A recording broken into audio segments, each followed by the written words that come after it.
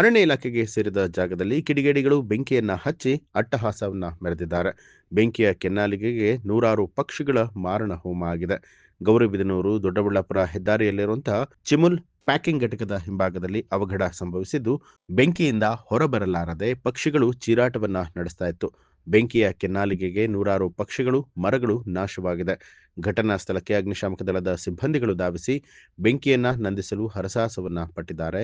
ದುಷ್ಕೃತ್ಯ ಎಸಗಿದ ಕಿಡಿಗೇಡಿಗಳ ಪತ್ತೆ ಮಾಡಿ ದುರುಳರ ವಿರುದ್ಧ ಕ್ರಮವನ್ನ ಕೈಗೊಳ್ಳುವಂತೆ ಪರಿಸರ ಪ್ರೇಮಿಗಳು, ಸಾರ್ವಜನಿಕರು ಆಗ್ರಹಿಸಿದ್ದಾರೆ.